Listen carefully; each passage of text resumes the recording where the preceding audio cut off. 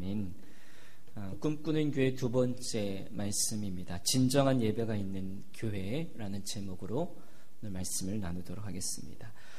저희들이 살아가면서 감당하기 어려운 문제들과 환경들을 만났을 때 하늘이 무너져 내린다, 이런 표현을 우리가 가끔 쓰게 됩니다. 그만큼 현실이 암담하고 어렵다는 것을 말하고 있습니다. 그럴 때마다 사람들이 어떤 말로 위로하냐면, 야, 하늘이 무너져도 솟아날 구멍이 있다, 이렇게 위로해주고 있습니다. 그러니까 하늘이 무너져도 솟아날 구멍이 있다는 맞는 말인 것 같습니다. 사실 우리가 하늘을 머리에 이고 살면서도 너무나 분주하고 바쁘고 힘든 까닭에 제대로 하늘을 한번 이렇게 쳐다본 적이 그렇게 제대로 있는 것 같지 않습니다. 바라볼 여유가 없습니다. 온통 우리가 땅만 바라보고 앞만 바라보고 살다가 보니까 정말 우리가 하늘을 바라볼 수 있는 마음의 여유를 좀 많이 잃어버린 것 같습니다. 더 문제는 우리 그리스도인들이 하늘에 계신 하나님 계신 저 하늘 천국을 바라보지 못하고 살아가는 것입니다. 무엇이 그렇게 바쁜지, 무엇이 그렇게 우리를 쫓고 있는지 온통 세상만 바라보며 살아가고 있습니다. 우리가 당장 앞에 놓인 문제들, 또 처리해야 될 과제들과 씨름하다가 우리가 늘 천국을 바라보고 이 땅 가운데 천국을 이루며 살아가고 또 천국을 연습하며 살아가야 되는데 그렇지 못한 경우가 많습니다. 여러분, 오늘도 아침에 한 7시부터 눈발이 날리기 시작했는데 여러분, 가끔은 그런 하늘을 바라보며 살아갈 수 있는 여러분 되시길 바랍니다. 하늘에 떠나가는 그 구름조가, 또 밤에 총총 빛나는 그 별들도 바라보고 그런 여유를 가지고 살아가시면서 오늘 이 자리 함께 저와 여러분이 함께 예배하는 여러분들이 또 오늘 말씀을 붙들고 하나님 주시는 위로와 소망을 얻을 뿐 아니라 우리가 주님 가시는 그날까지 충성하며 하나님이 기뻐하시는 사람들 되기를 주님의 이름으로 축복합니다. 우리가 세계 3대 피자 회사가 있게 되면 우리가 잘 알고 있는 피자핫, 도미노 피자, 또 리틀 시저스, 예전에는 이렇게 평가를 했습니다. 근데 이 세 개 회사는 세계적으로 굉장히 유명한 기업이지만 이 세 개 회사는 독특적인 판매 전략을 앞세우고 있습니다. 피자핫은 다양한 메뉴로 그 고객을 사로잡고 있고, 도미노 피자라는 피자 회사는 남들보다 빠른 배달, 그걸로 고객들의 마음을 사로잡고 있고, 리틀 시저스는 굉장히 저렴한 가격으로 피자 회사로 등극하고 있다는 겁니다. 그런데 이제 최근에 와서는 그것이 바뀌었습니다. 파파존스라고 하는 피자가 많이 이제 수도권 가운데서 많이 돌풍을 일으키고 있는데, 이 38세의 젊은 사장이 이 회사를 경영하면서 피자집을 만들었는데 그 매출이 무려 2배나 되었다라는 겁니다. 그래서 전문가들은 그 파파존스라는 회사가 어떻게 이렇게 매출을 올리게 되었는가, 그리고 소비자들의 관심을 끄는 이유가 무엇인가라고 연구를 해봤더니 그 회사는 다름이 아닌 피자의 본질로 승부를 건다라는 거예요. 싼 가격도 아니고 빠른 배달력도 아니고 다양한 메뉴도 아닌, 메뉴를 적게 만들어도 피자의 본질로 승부를 건다. 여러분, 피자의 본질은 무엇입니까? 두말할 것 없이 맛있어야 됩니다. 그리고 영양가가 있어야 됩니다. 최고의 재료를 사용해서 최고의 맛과 영양으로 고객을 끌어들인다는 겁니다. 여러분, 우리도 마찬가지인 것 같아요. 우리 신앙생활의 본질, 또 신앙생활의 가장 중요한 것이 과연 무엇일까? 우리가 교회 생활하면서 기도 열심히 하고 봉사하고 또 예물 드리고 전도하고 선교하고 여러 가지 일들을 우리가 감당하고 있습니다만, 그런데 이 모든 것보다도 중요한 것은 현재 우리가 드리고 있는 그 예배입니다. 그래서 이런 말도 있죠. 예배의 성공자가 인생의 성공자가 된다는 말도 있고, 그 책의 제목도 있다는 겁니다. 세계 2차 대전 때 대영 제국의 국민들은 깊은 절망과 불안과 두려움에 사로잡혔습니다. 왜냐하면 독일군이 점령하는 것이 시간 문제였습니다. 이런 절박한 가운데 정부의 지도자들이 선전포고를 하게 되죠. 그래서 그 시간에 영국이 독일을 대항하여 개전을 선언하면서 윈스턴 처칠 수상은 그 당시 존경받는 성공의 주교 템플에게 대국민 연설을 준비하라고 부탁합니다. 근데 그가 전쟁을 하루 앞두고 나서 이런 감동적인 연설을 합니다. 대영 제국의 국민 여러분, 지금이야말로 우리가 하나님 앞에 예배할 때입니다. 전쟁은 큰일입니다. 그러나 예배는 더 커다란 일입니다. 만일 우리나라 국민이 이와 같은 때에 진정으로 하나님께 예배할 수 있다면, 그리고 하나님을 바라보고 그 하나님이 우리와 함께하는 것을 믿을 수 있다면 전쟁은 결코 큰일이 아닐 겁니다. 따라서 우리가 예배한 하나님의 도우심으로 이 전쟁을 거뜬히 승리할 겁니다. 그런데 그 다음날 놀라운 일이 벌어졌습니다. 그 대영 제국의 모든 주일 아침 교회가, 영국의 모든 교회는 종을 울리게 되었고 교회마다 예배하는 국민들로 인산인해를 이루었다라는 거예요. 이러한 예배의 힘이 결국 영국이 독일을 이기게 하는 역사적인 사건이 있었다라는 겁니다. 이와 같은 이야기가, 이와 같은 살아있는 증거가 이미 구약시대에 하나님의 섭리로 말미암아 이스라엘 백성들이 주변 국가와 싸우면서 하나님을 믿음으로 승리했음을 보여주고 있습니다. 또 마치 남유다와 북이스라엘 사이에 전쟁이 있었는 가운데 남유다는 40만 명이 준비되었고 북이스라엘은 80만 명이 준비되어 있는 가운데 누가 승리하냐? 우리가 전략적으로 보면 숫자 많은 쪽이 이기게 되겠죠. 그런데 40만 명을 거느린 남유다가 승리하게 되었습니다. 어떻게 그런 승리가 주어지는가 성경은 증거하고 있습니다. 우리에게는 여호와 우리 하나님이 함께 되시니, 하나님이 도와주시니, 하나님이 인도하시니, 이 말씀으로 증거해 주면서 하나님께서 유다 백성의 편이 되어 주셨다는 사실들을 알려주고 있습니다. 유다 백성이 승리한 이유들을 하나님의 성전에서 예배함으로 여호와 하나님을 공경하는 일에 성실하게 했다라는 것입니다. 성실한 예배자로 유다 백성이 사명을 다하여 하나님을 공경하고 섬긴 이유로 하나님께서 전쟁할 때마다 그들을 승리하게 해주시고 전쟁할 때마다 그들을 도와주셨다는 사실을 이미 구약 성경에 증거해 주고 있다는 겁니다. 긴 세월 동안에 묵묵히 성전에서 하나님께 경배하고 섬겼던 일들이 빛을 발하는 순간들이 우리 인생 가운데 찾아오게 되더라는 것이죠. 여러분 기억하시길 바랍니다. 하나님은 성전에 나와 예배하는 사람을 도와주심을 꼭 믿으시길 바랍니다. 우리도 예배에 성공하면 우리 인생을 성공할 수 있습니다. 우리가 예배의 축복을 체험하면 자신감이 생기게 됩니다. 예배의 영광을 체험하는 그만큼의 우리에게 내면적인 치유와 우리의 영혼의 회복이 우리에게 있게 되게 됩니다. 교회는 그 예배를 위해서 존재합니다. 어쩌면 저희들이 한 주간의 삶을 살아가는 것도 바로 이 주일을 위해서 살아가는 겁니다. 그러므로 좋은 교회는 여러분 어떤 교회인가? 예배가 살아있는 교회고 진정한 예배를 드리는 교회가 좋은 교회입니다. 예배가 살아있는 교회는 전도도 잘 됩니다. 예배가 죽어 있으면 아무리 많은 사람을 교회에 데려와도 변화되지 않아요. 또 예배의 승리는 전도와 예배와 연결되어 있고 또 선교도 연결되어 있습니다. 그리고 예배의 승리는 삶의 승리를 가져오게 됩니다. 여러분 그리고 예배에 승리하게 되면 일주일에 3위 승리가 우리에게 보장되더라는 것이죠. 여러분 그러나 우리에게는 많은 문제가 있고 얽히고 섞인 문제가 있습니다. 그것을 어디서 풀어야 되는가? 바로 예배에서 여러분 풀어야 됩니다. 왜냐하면 예배는 하나님의 능력을 공급받을 수 있는 원천임을 될 수 있다는 겁니다. 여러분 우리가 드리는 그 예배에 어떤 마음과 어떤 자세로 예배를 드리고 그 예배를 점수로 매긴다면 우리가 몇 점으로 매길 수 있을까요? 오늘 예배의 진정한 예배 드리는 일들을 오늘 3가지로 여러분께 말씀드립니다. 첫 번째로 예배의 가치는 하나님께 영광입니다. 예배의 가치의 법칙이 있습니다. 영광입니다. 예배를 영어로 worship이라고 얘기하는데 이 단어의 핵심은 어떤 가치가 있다라는 거예요. 오늘 본문 요한계시록 4장은 천상에서의 예배를 말씀해 주고 있고 예배의 광경을 생생하게 보여주는 환상의 메시지를 저희들에게 보여주고 있습니다. 하늘에서의 예배가 얼마나 거룩하고 천군 천사와 함께 찬란한지를 오늘 우리에게 계시록 4장에서 말씀하고 있습니다. 특별히 아까 우리가 읽었던 그 11절 말씀에 우리 주 하나님이여 영광과 존귀와 공급을 받으시는 것이 합당하다 그렇게 말씀해 주고 있다는 겁니다. 하나님은 우리의 예배를 받으시기에 합당하다고 그렇게 말씀해 주고 있습니다.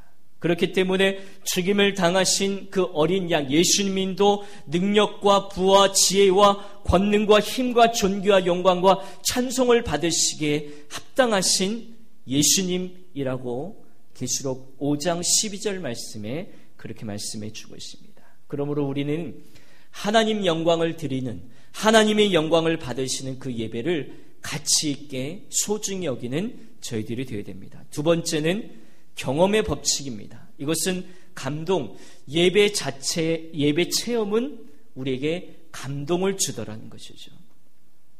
오늘 사도 요한이 예배의 첫 출발부터 하늘문이 열리는 감격을 체험하게 됩니다. 1절 말씀이 여러분 다시 한번 저희들이 읽겠습니다. 1절입니다. 시작. 이일 후에 내가 보니 하늘에 열린 문이 있는데 내가 들은 바 처음에 내게 말하던 나팔 소리 같은 그 음성이 이르되 이리로 올라오라, 이후에 마땅히 일어난 일들을 내가 내게 보이리라 하시더라. 이렇게 말하고 있습니다. 우리가 드리는 예배가 역동적일수록 성령의 감동을 충만하게 받게 됩니다. 예배를 드리면서 감동받고 또 하나님이 말씀으로 만져주심을 체험하는 인생은 달라지게 되어 있습니다. 그런데 많은 사람들이 예배의 감동과 감격을 체험하지 못하기 때문에 예배 후에도 아무런 변화를 느낄 수가 없습니다. 그래서 우리는 예배 때마다 하나님을 만나고 우리 가슴을 어루만져 주시는 주님의 손길을 느끼는 체험이 있기를 바랍니다. 저는 우리 교회 당진교회가 지난주에도 말씀드렸듯이 예배 전의 얼굴과 예배 후의 얼굴이 그런 바뀌어지는 역사가, 그리고 예배를 마치고 돌아갈 때 가슴 벅찬 감동과 풍성함으로 나갈 수 있기를 주님의 이름으로 축원합니다. 세 번째입니다. 우리는 드림의 법칙이 있습니다. 예배는 드림입니다. 바로 예배는 헌신입니다. 이것이 가장 중요한 복음적인 메시지입니다. 요한계시록 4장에서 보여주는, 모델로 보여주는 예배의 본질은 여러분 드림이에요.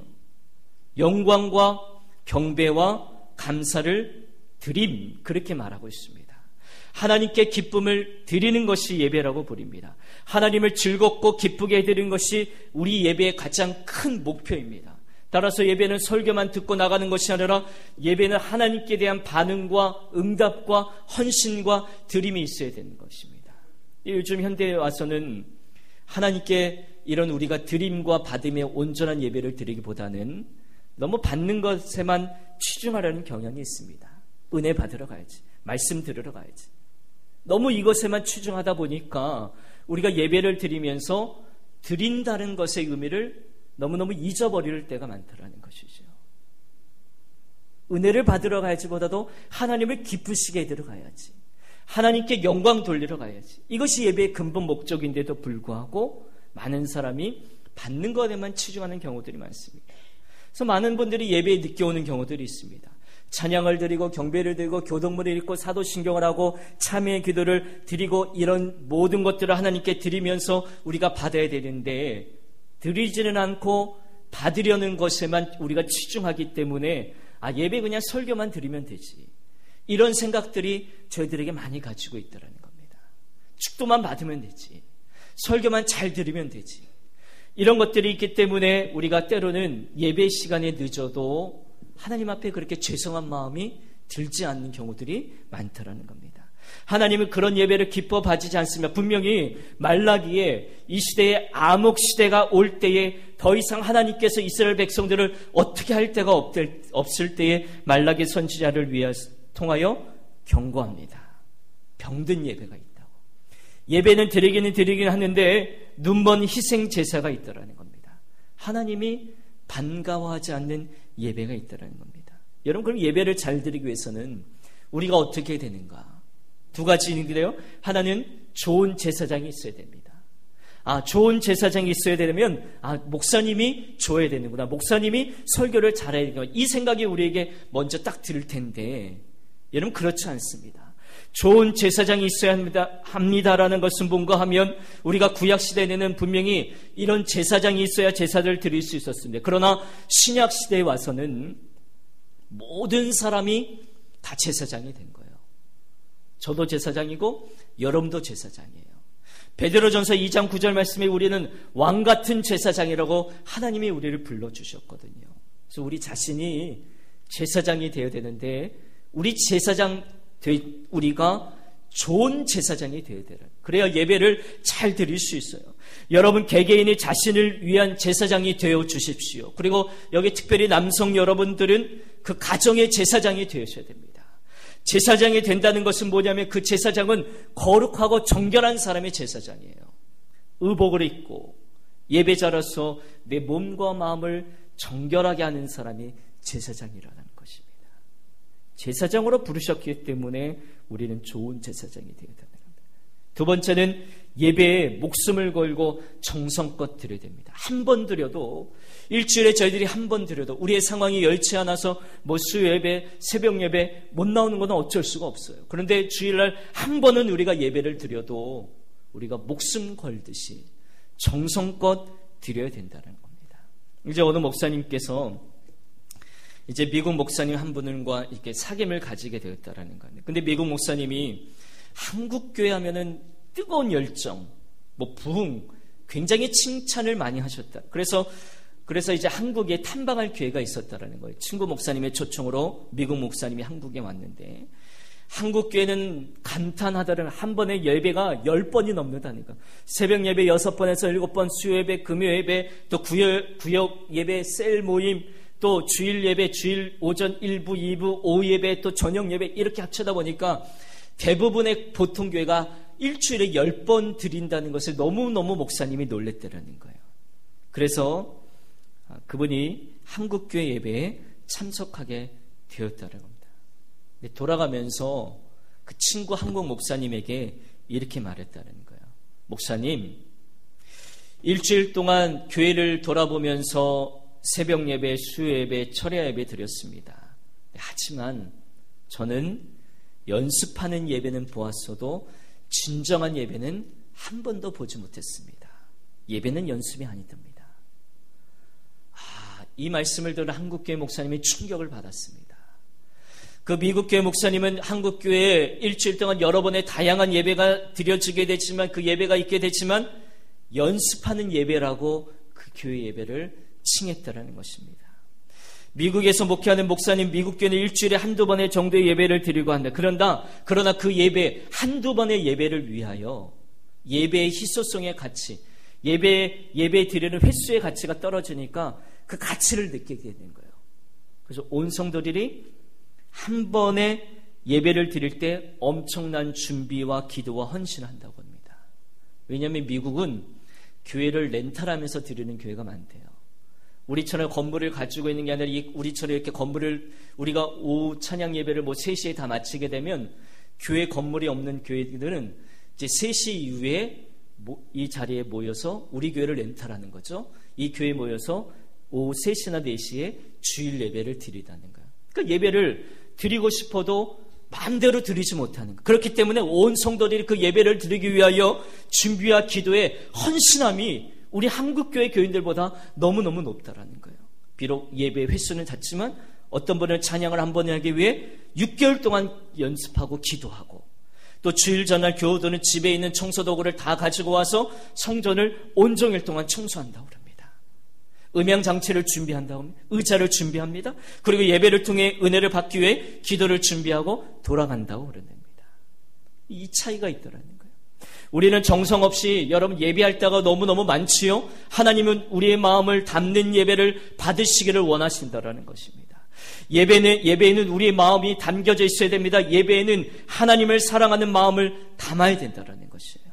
공경하는 마음을 담아야 된다라는 것이에요. 여러분 이제부터 예배를 위한 철저한 준비를 하십시오. 물론 예배위원들께서 저에게 또 목을 치기 위해서 이렇게 또 물도 떠다 주시고, 또 수건도 놔둬 주시고, 여러 가지 강대상도 닦아 주시고, 여러 가지 준비를 우리 예배위원들이 하십니다. 그러나 여러분 자신들이 여러분들의 예배를 위하여 철저하게 준비하셔야 됩니다. 토요일은 주말이 아니에요. 토요일은 예배를 위해 준비하는 날이 토요일이라는 거예요. 가족들이 입을 옷을 먼저 준비하고, 드릴 헌금을 준비하고, 성경과 찬송을 잘 준비하셔야 됩니다. 옛날에 우리 어르신들, 할머니들은 지금 우리 교회 어르신들도 예전에 그러셨을 거예요. 1,000원짜리 이렇게 물을 묻혀가지고 빳빳하게 다리미로 데려가지고 교회 가지고 헌금을 준비하는 우리 할머니들의 모습을 저희들은 기억해요. 우리가 지금 제가 여러분께 꼭 그렇게 하라는 말씀은 아니에요. 그 마음을 우리가 배우는 것이 더 중요하다는 것이에요. 성경 찬송을 미리 준비해 뒀습니다. 주일 아침에 늦지 않도록 일찍 잠을 깹니다. 헐레벌떡 교회에 뛰어 들어오는 일이 없도록 해야 됩니다. 지각하는 일이 없도록 해야 됩니다. 예배당 안에 들어오면 여러분 또 먼저 기도로 조용히 기도합니다. 오르간 반주자 선생님께서 반주를 해주십니다. 기도하도록 준비하도록 그런 분위기를 만들어 주십니다. 오늘 주신 은혜를 사모하면서 기도하고 하나님께 드려질 것을 기뻐하면서 기도하고 예배 순서에 정성껏 참여하는 그런 정성과 마음이 우리에게 있으셔야 된다는 겁니다. 또 가능한 또 예배위원을 제외하고서는 예배 시간에 우리가 가능한 한 들락달락해서도 안 된다는 겁니다. 이 모습들을 우리 자녀들에게도 가르쳐 주셔야 됩니다. 예배 드리는 시간에 화장실 가서도 안 되고 좀 참으셔야 되고 물 마시러 나가서도 안 되고 온전히 정성을 다해 드리는 마음에 집중을 하라는 얘기입니다. 물론 급하면 또 화장실 갈 수도 있겠습니다만 이 말씀은 우리의 마음을 하나님께 집중하며 예배를 드려야 된다는 것을 말씀해 주고 있습니다. 여러분, 예배의 최종 목표는 예배자의 헌신이더라는 것이죠. 예배의 중심은 하나님께 나를 드리는 겁니다. 성경에서의 예배는 산 제사를 우리에게 요구하고 있습니다. 예배의 최종 클라이막스는 그 하나님의 전능하신 뜻을 깨닫고 그분의 인도하심을 받아 우리가 새롭게 출발하는 것입니다. 이것이 예배의 클라이막스입니다. 그래서 한 주간 동안 새 힘을 공급받아 한 주간 동안 승리자로 예배자로 우리가 살아갈 수 있는 힘을 얻게 되더라는 것입니다. 여러분, 구약시대 제사장들은 지성소에 들어가서 하나님의 계시를 받고 나와서 이스라엘 백성들에게 그 말씀을 알려드렸어요. 근데 신약 성경에서 보여주는 그 예배의 절정 역시 하나님의 인도하심을 받는 겁니다. 여러분, 1절 말씀에 이후에 마땅히 될 일들을 내가 내게 마땅히 보이리라 그렇게 말씀해 주고 있습니다. 그 보인다는 것이 무엇입니까? 보임이 우리 하나님 앞에 우리에게 부어주시는 미래 비전입니다. 본다와 듣는다는 것을 강조하고 있습니다. 여러분, 1절 다시 한번 보십시오. 우리 요한계시록 4장 1절 말씀에 본다와 들은다라는 말씀을 우리에게 말씀해 주고 있습니다. 내가 들은 바 처음에 내게 말하던 나팔 소리 같은 그 음성이 가로되. 여러분, 또 우리 본문을 읽지 않았지만 5절 말씀으로 가보십시오. 5절에 보좌로부터 번개와 음성과 우레소리가 나고 라고 말하고 있다는 것이죠. 모두 다 듣는 거죠. 여러분, 그래서 감동적인 예배는 여러분 잘 들으셔야 돼요. 네 귀에 뭔가 들려오고 내가 예배를 통해 들어야 내가 감격적인 예배를 맛보게 되겠죠. 뭘 듣습니까? 우리 예배 가운데 1부 예배는 아직 찬양대가 저희가 준비되어 있지 않지만 2부 예배 때 우리 한 30여 명의 대원들이 열심히 준비한 하나님께 올려질 수 있는 하늘의 찬양, 천상의 소리로 찬양을 올려드릴 때 우리도 같이 듣게 되는 것이죠. 그 정성 하나님께 올려드리는 그 찬송을 들음으로 우리가 예배의 찬송의 감격에 빠지게 되죠. 또 우리가 기도를 듣습니다. 우리 교회는 장로님 9분의 장로님들께서 매일매일 이 단상에서 기도를 하나님께 올려드리고 있습니다. 물론 기도 역시 하나님께 올려드리는 것이지만 우리가 그 장로님들의 기도를 우리가 듣습니다. 그 기도 역시 감동이 있습니다. 우리의 뜻과 나의 뜻과 마음을 모아 하나님께 올려주는 기도를 드릴 때에 성도들은 감동받습니다. 우리 장로님이 한 주간 동안 기도를 준비하면서 내 기도를 대신하여 하나님께 올려드리는 것, 그게 대패기도 아니겠습니까? 그 마음이 일치될 때, 그 기도 소리를 우리가 들을 때에 마치 내가 하나님께 기도하는 것처럼 우리가 감격을 느끼게 되는 것입니다. 이처럼 순서 하나하나마다 하나님께 드려지게 되고 그것으로 우리가 들음으로 말미암아 감격적인 예배를 드립니다. 또 뭘 듣지요? 말씀을 듣습니다. 찬양과 기도 다음에 하나님의 말씀을 듣는 것이 역시 중요합니다. 결국 이 말씀을 어떻게 듣느냐에 따라 예배의 감격은 우리가 큰 차이를 내게 되더라는 것이죠. 말씀의 은혜가 감격의 예배를 결정하게 됩니다. 이제 김남주 목사님 쓰신 예배의 감격에 빠져라는 이제 책을 보게 되면 이제 교인들이 예배드리는 모습을 이제 여러 형태로 이렇게 풍자하면서 나열한 얘기가 있습니다. 멀거니 강단을 응시만 하는 딴 생각파, 이런 예배파들이 있다는 거예요. 뭐 주보에 밑줄을 긋는 교정까지 보는 읽기파, 예배를 시작하면 졸기 시작하는 뭐 수면파, 시계를 수시로 들여다보는 시간 절약파, 옆사람과 글로 대화하는 쪽지파, 또 예배 후에 있는 회의를 준비하는 회의파, 예배 시간에 뒤적뒤적 성경을 읽고 있는 독서파, 주위의 아기들과 눈을 맞추고 까꿍까꿍거리는 유모파, 설교를 평가하려는 채점파, 또 처음부터 팔짱을 낀 채 예배를 구경하는 관람객파, 이런 여러 가지 다양한 사람들이 예배 가운데 공존하고 있다는 것을 여러분 이렇게 책에서 본 적이 있습니다. 뭐 이런 모습들이 저희들이 다 한 가지씩은 뭐 해본 적도 있고 가진 적도 있습니다만, 여러분 그러나 우리 모두가 이 듣는 것을 방해하는 요소라는 거예요. 이 모든 게 하나님께 집중하며 나가는 것을 방해하는 모습들이 우리가 가지고 있다는 겁니다. 사도 바울은 데살로니가 교회를 통하여 하나님의 말씀을 받을 때 사람의 말로 받지 아니하고 하나님의 말씀으로 받으더니 진실로 그러하노라. 너희 믿는 자 가운데서 역사하느니라. 여러분 우리가 하나님을 모두 기쁘시게 하고 또 그분의 만져주심과 또 우리의 가슴을 터치해 주시는 은혜를 체험하며 오늘도 잠잠히 그 주님을 바라보며 다시 한번 헌신을 다짐하고 주님 뜻에 따라 미래의 비전 품는 진정한 예배자가 될 수 있기를 주님의 이름으로 간절히 축복합니다. 여러분 진정한 예배자는 예배 중에 저희가 하나님을 만남으로 새로운 환상과 새로운 비전을 품고 세상을 향해 힘차게 출범하는 자가 바로 진정한 예배자입니다. 저는 이런 예배자가 우리 교회에 많이 일어나게 되어서 날마다 이런 축복의 예배를 드리는 교회가 되기를 주님의 이름으로 축복합니다. 기도하겠습니다.